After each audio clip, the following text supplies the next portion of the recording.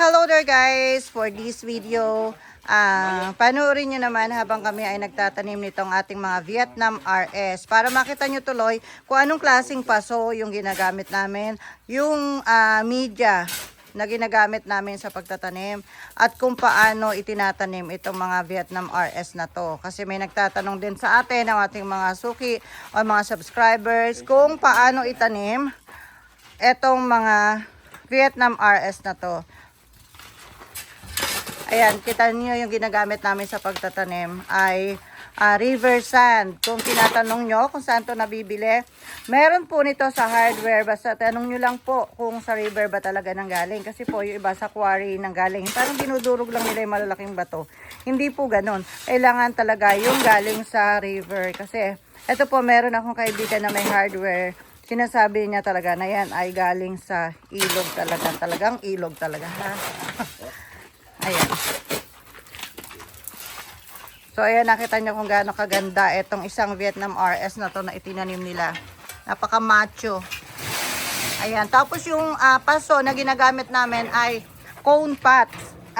Cement pot po ito, matibay. Hindi siya basta bibigay kahit buhangin o river sand yung ginagamit natin. Kasi po pag river sand yung gagamitin nyo sa pagtatanim, kailangan po yung paso matibay. Kapag po siya ay cement pot, tapos hindi naman siya matibay, bibigay po siya ilang buwan lang.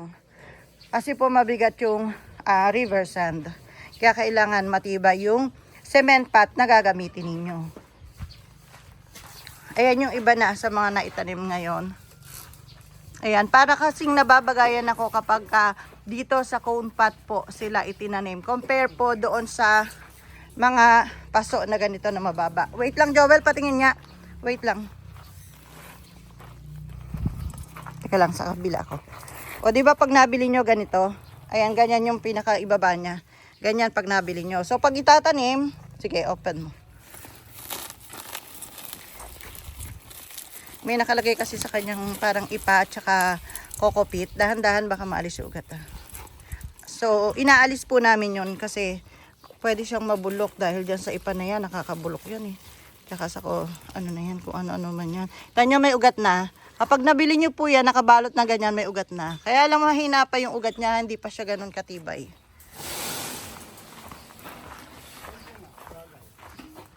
Tapos, ayan, doon sa cone pot natin itatanim. Tapos ito yung ating gagamiting media. Yan, kasalukuyan pa sila naghahakot ng mga paso.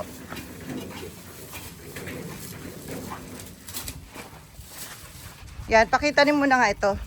Ganyan lang din, ano. So, iangat muna. Lalagyan ng tawag namin dyan, base or paupo. Kasi para hindi matago lahat yung pinaka-ugat niya. Kasi nandun yung ganda niya sa ugat eh. Kaya wag nyo itatago lahat. Yung enough lang para hindi siya umuga. Hindi siya gumalaw. Parang mataas. Ibaba, itaas mo pa. Taas mo pa. Yan, oo.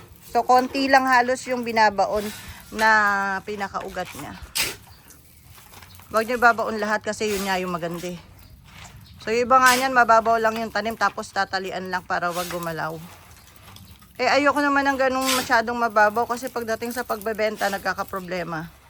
Huwag ka mababaw eh gumagalaw siya talaga. Kahit paano gawin mo. So medyo lang, basta yung sapat lang para wag siyang gumalaw.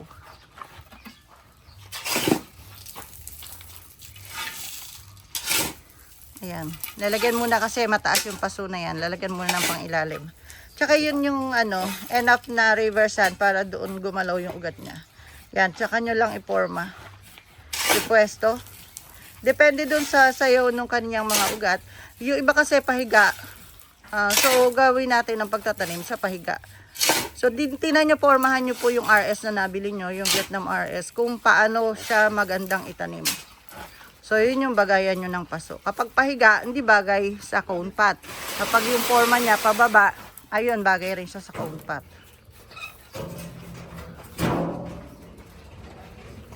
Yan, galaw-galawin mo nga. Ayan, o, diba matibay yung pagkakatanim. Hindi siya basta-basta gagalaw. So, ayan, tapos ito mga pagka may Kasi pag nabili nyo sa amin, halos may sprout ng ganyan eh. Oh. May mga suloy na tawag dyan. May mga sign of life na. So pag ganyan po, pwede nang i-graft. So itong iba naming mga unang tinanim, ito ginagraft na po. Kasalukuyan. Ayan, ito yung sinasabi ko na paso na mababa. Tapos compare dito sa paso na cone. Yan, parang nababagayan ako sa cone. Kaya puro dito ako nagpatanim. Pero marami rin naman tayong mababa na paso dito. Kayo kung saan nyo gustong itanim, pwede rin naman po. Kahit na sa mga plastic na paso, pwede. Kaya lang hindi river sand ang lalagay nyong media kapag sa plastic na paso. Kasi sa katagalan yun, bibigay. So ayan. Ang ganda nung ginagrap ni Kuya na to. Oh, laki ng ano. Laki ng ugat. Ugat lang yung nakalabas na yun eh, no? Yung puno niya kapiraso lang eh. Ugat lang yung maputi na nakalabas na yun eh. Tapos dito oh. Ayan, kasalukuyan silang nag-grap.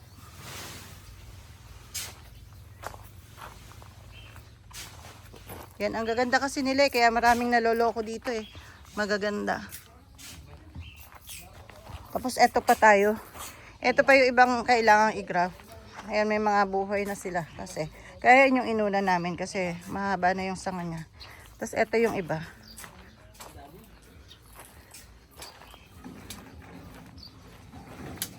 O yan, eto nakagraft na. Tatakpan din to ng supot ate, no?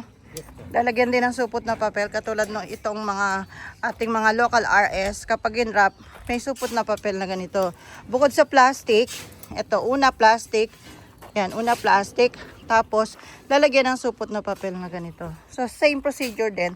Local man or Vietnam. Yung RS, pareho lang din. Ang treatment.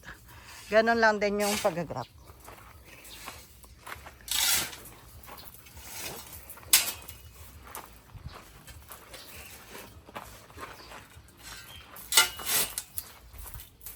So, ayan, hinahabol pa.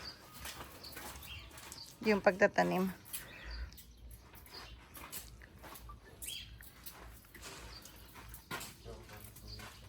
So, ito pa nga pala yung ano natin. Yung mga natitira nating Vietnam RS.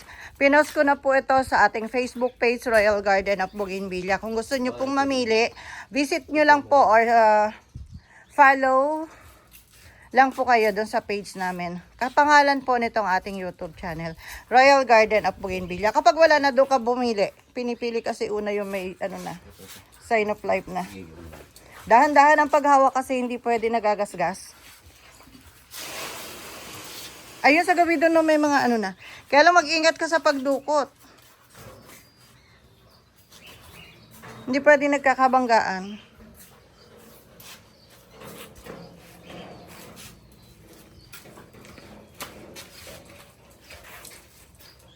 Pag wala na, pag medyo alanganin yan, dito ka na lang din sa malalaki na to. Parang mas maganda tong malalaki.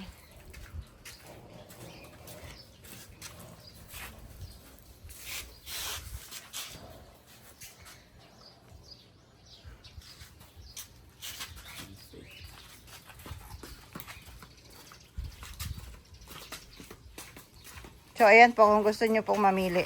Kaya lang din na lahat available kasi iba, meron nang nakapili, yung iba naman, ipinatanim ko na dito sa mga nakapost ko sa Facebook page. Pinatanim ko na yung iba. Kasi sayang.